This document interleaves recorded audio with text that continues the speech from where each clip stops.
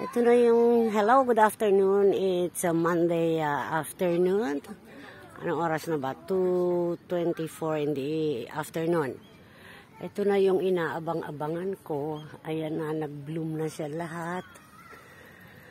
At iikot kami ni Corky. Pero actually, patapos na siya, oh.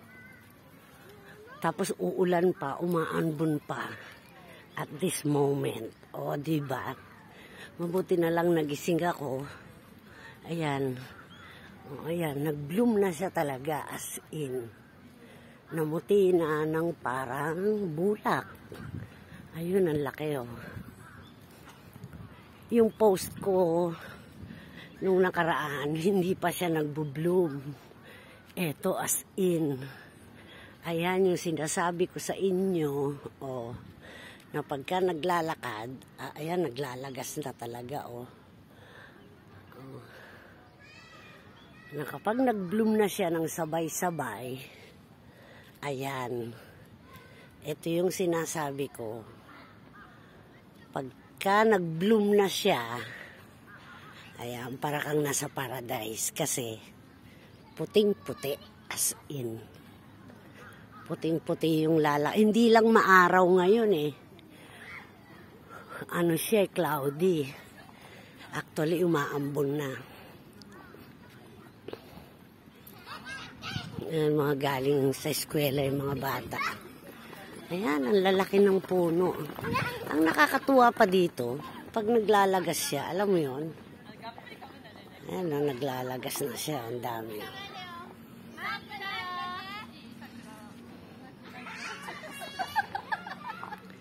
Mga nag-graduate yan, sila. Graduation nila yan. Nakakatuwa.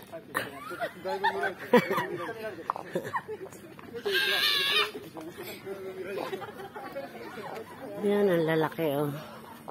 Ito, laki rin, oh. Ayun pa, sa kabilang side, ang dami. Ayan ang sinasabi kong I feel like that I'm walking in the paradise. Kasi as in, puting-puti. Doon pa sa kabilang side, ang dami niya, no? So, tomate Corky. Ayun, no, sa kabilang side, oh. Pag tumawid kami dyan, umikot kami. Ayun, ang dami. Hanggang doon. Kung Saturday, Sunday, siguro kahapon, ang daming tao dito. Nung Saturday kasi umulan eh. Marami ring nag-sightseeing. Pero dahil umulan, hindi rin nag-ano. Yan, ang ganda-ganda niya. Diba kahit sa kabilang side oh.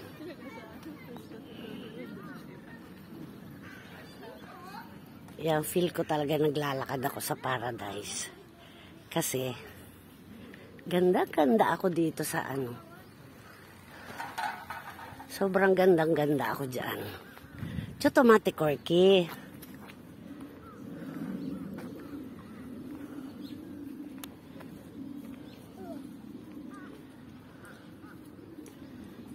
O, diba? Super ganda. Talagang dinadayo ng maraming tao.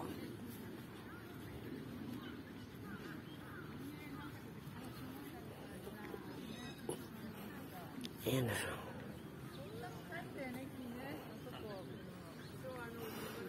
Ang ganda niya, diba?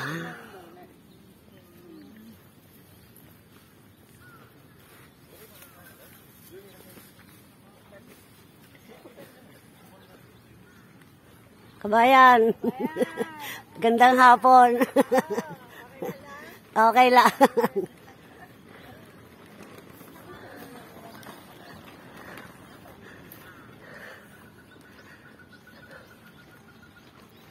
Ganda oh.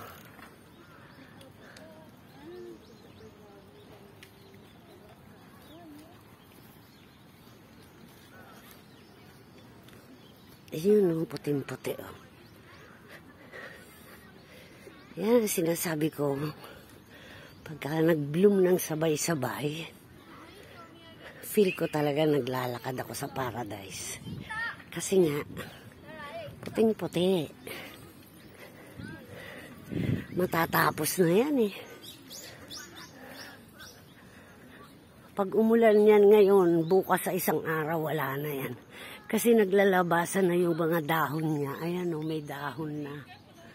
Pag lumabas ang dahon, palatandaan ko yan yearly. Pag lumabas na yung dahon ng sakura o ng cherry blossom, patapos na. Ayan, lumabas na yung dahon. Ayan, oh. Patapos na yan.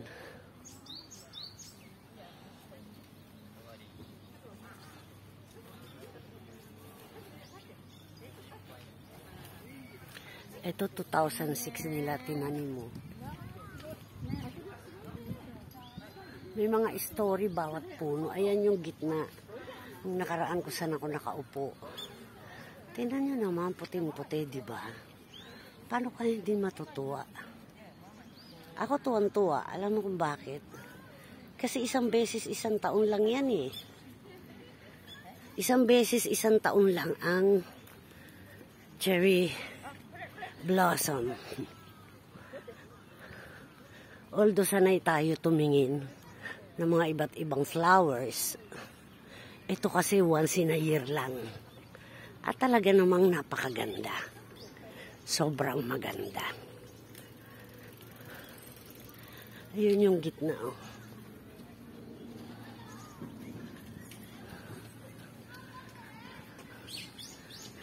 Doon pa sa kabila, ang dami pa.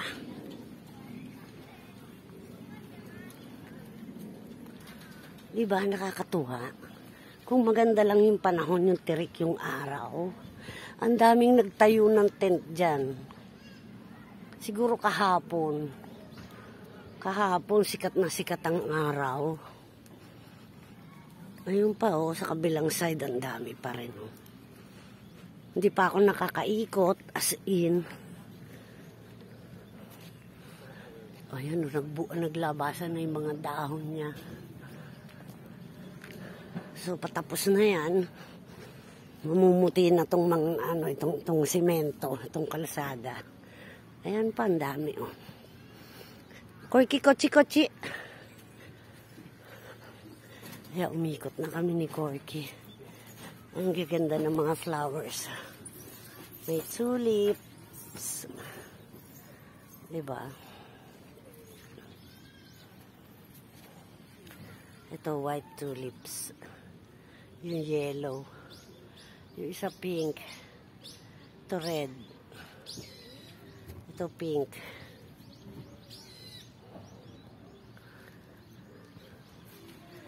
Ayan, umiikot na kami dito ni Korki.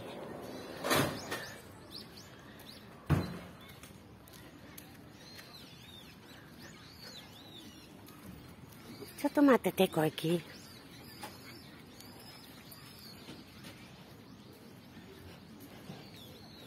Walang bakanting table. Nasakop na ng mga tao.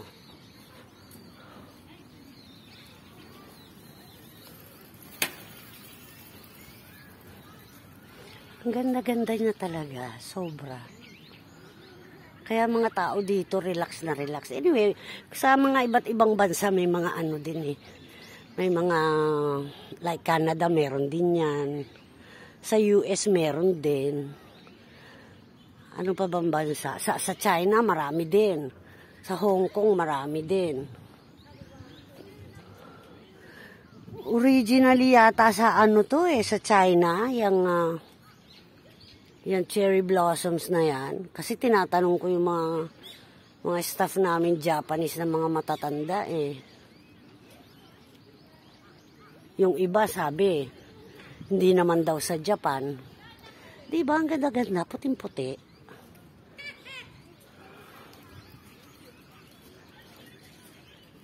Doon naman yung isa pink naman yung nandoon. Ibang klase ng raw yun, ng cherry.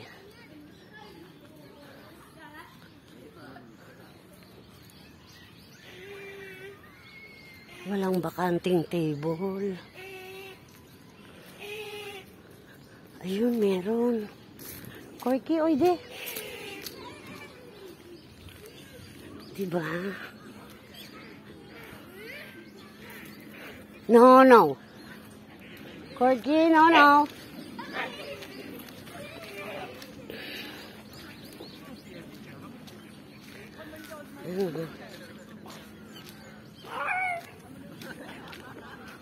Ito, laki din.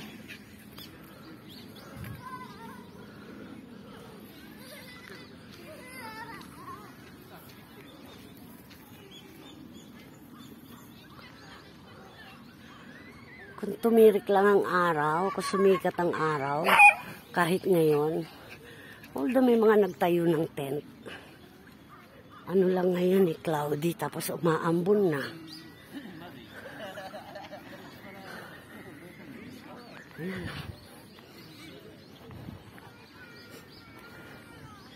Ganda-ganda niya talaga.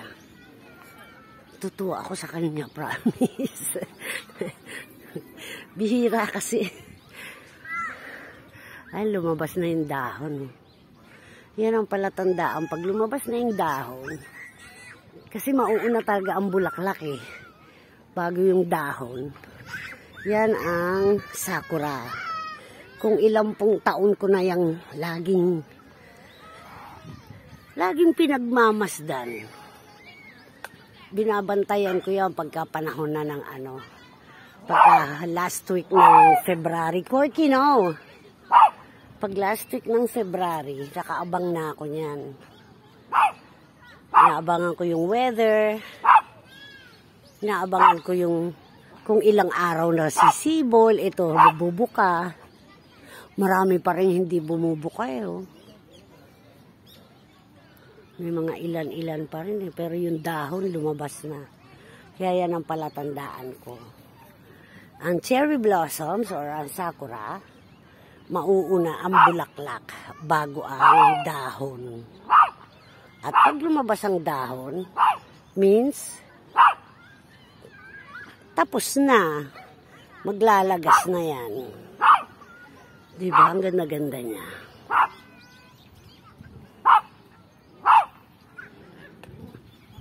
Corky. Ay, nahilo na ako sa'yo, Corky. Ay, may nagtayo ng tent. Picnic sila. Corky, choto swaro.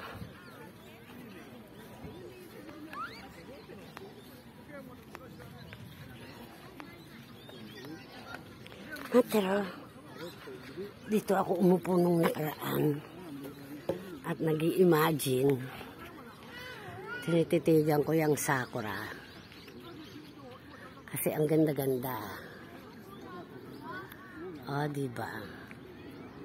Diba, nagre-relax na lang. May mga dalang drinks. Diba? Ganda-ganda.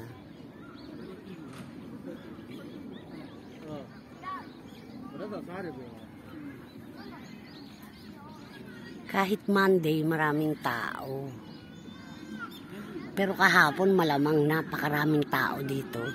Hindi ko lang nakita dahil may pasok ako. Super ganda niya. Ito yung area na binidyohan ko, na pinost ko. Ayan, dito ako nakaupo noon. Diba? Ganda-ganda.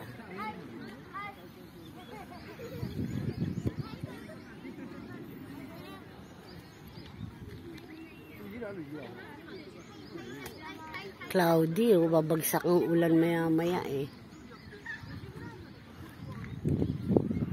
Ayan, naglalagas na siya Pag humahangin, nalalagas. Kasi very weak yung yung petals ng ng cherry blossom. Pag umulan, mamayang gabi, bukas as in lagas-lagas na Ayan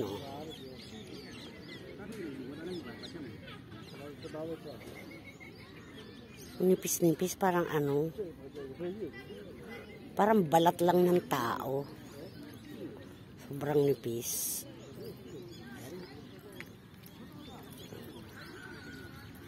Ayan na naman si Corky. Gusto kong umikot doon sa kabila. Kaya lang baka bumagsak ang ulan eh. Maabutan kami ni Corky ng malakas na ulan. Kasi palubog yung araw eh. Oh. Tapos yung ulap dumadami. Kumusta na kaya ang eclipse sa ibang lugar? Sa Canada, sa US. Saan pa ba yung sinabi sa news? Na yung araw, yung umaga, as in naging gabi dahil tinakpan ng ano ng buwan yung araw. Kumusta na kaya ang eclipse? Siguro mamayang gabi dito makikita yung eclipse na yun. Diba? Super beautiful talaga.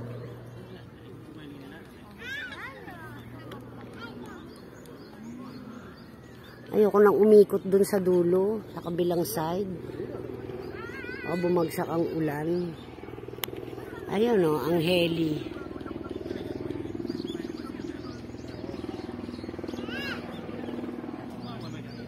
Asan na?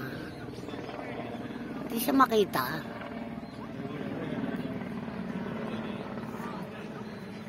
Ayun, si Heli.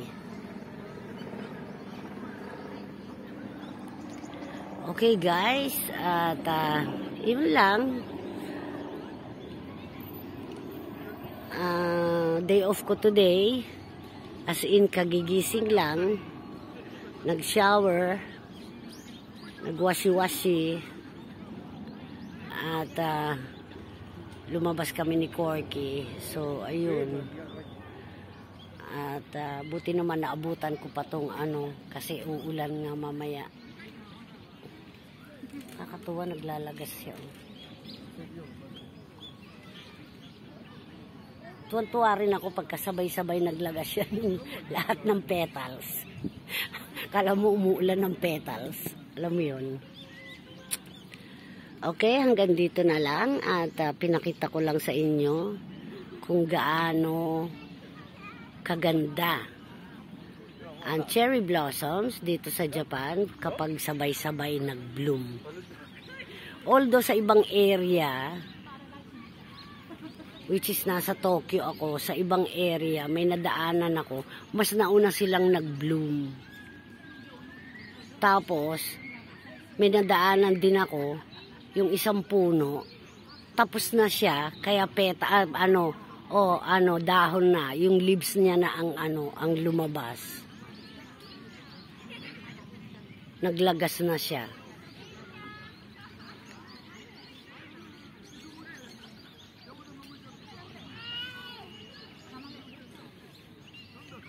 Akala nga ng marami, kahit mga Japanese, akala nila mapapaaga ang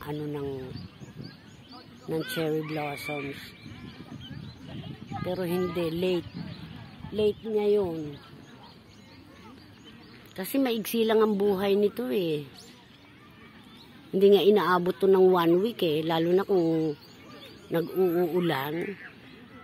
Mas maganda kasi siyang tignan pag talagang sikat na sikat yung araw. Ayan yung kabilang side. Oh.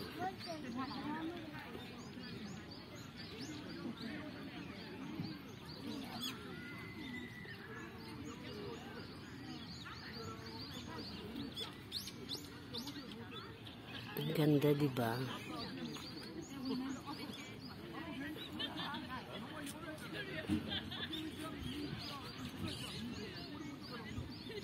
Super ganda niya.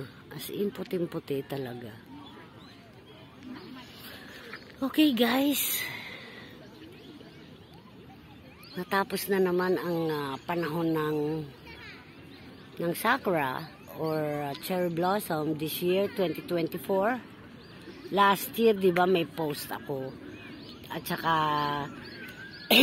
yung dati kong channel din, meron din akong post no, na nag-live pa ako.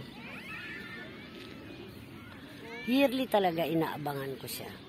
Kasi sobrang ganda. Ang lakas makarelax. Yung forget mo yung mga forget mo yung mga nayami in Japanese. Mga hinanaing. Mga bigat ng kalooban. Umupo ka lang dito, then magmuni-muni. Think the good old days, mga happiness. Ako, happy moments ko is matulog, magtrabaho, kumain, alagaan ng sarili. At pag marami akong time, of course, family ko, inuuna ko.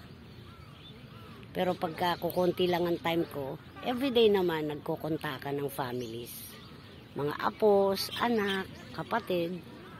Pero most of the time, pagka busy ako sa trabaho, PM, kumustahan, sometimes 2-5 minutes, magbi-video call. Pag alam nilang oras na ng tulog ko, sige na mama, you can sleep na. Okay. I need to say bye for now at maglalakad uli kami ni Corky. And I thank you, Babush.